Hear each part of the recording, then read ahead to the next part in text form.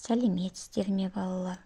Бүгін біз 4-ші сынып өсімдіктерді қалай қорғаймыз тақырыбын өтетін боламыз.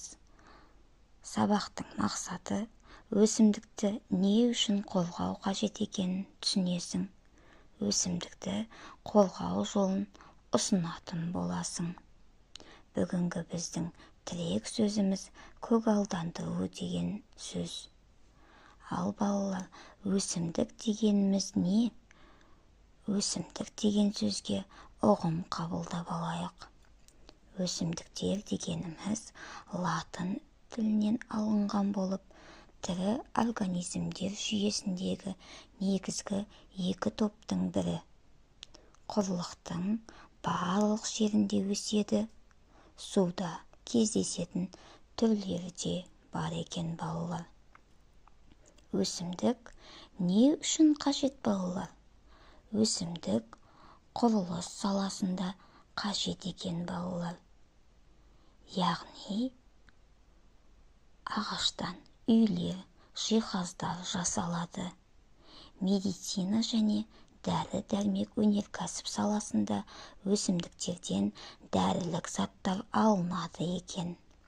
Тамақ өнеркәсіп саласында жеміс-жидек, көкөністер азық ретінде пайдаланады екен. Ауыл шаруашылық саласында мал азығы мен егін шаруашылығына керек екен. Көгалдандыру саласында қоршаған ортаны көркейту, ауа тазарту үшін өсімдік аса қажет екен балалар. Бүгінгі біздің тірек сөзіміз көгалдандыру. Балалар, тақырыпқа қатысты тірек сөздерді жазып алыңдар. Бұл тізімді тағы да біз мына сөздер арқылы толықтыратын едік. Қорық ұйымдастыру, ұлттық саябақ құру, қызыл кітапқа енгізу, заңмен қорғау, өсімдіктерді зерттеу және бақылау. Балалар, сендер білесіңдер ме? Қазақстанда қызғалдақ аса дамыған отаны екен балалар. Ғалымдардың айтуынша, қызғалдақтың пиязшығы Ұлы Жібек жолы арқылы қазақ жерінен Түркияға, одан әрі Голландияға өткен екен балалар. Жер бетіндегі тіршілік үшін өсімдіктің маңызы орасан зор. Өсімдікті қорғаудың бір жолы қызыл кітапқа тіркеу екенін білесің. Балалар, сендер білесіңдер ме? Еліміздің қызыл кітабына 387-ге жуық өсімдік тіркелген екен. Солардың ішінде жабайы регель және шірен деген қызғалдақтары біздің елімізде ғана өседі екен. Оларды қазір ботаника бақтарында арнайы өсіреді екен. Балалар, тағы да сендер білесіңдер ме? Көктем мен күзде елді мекендерде көгалдандыру шарасы ұйымдастырылады.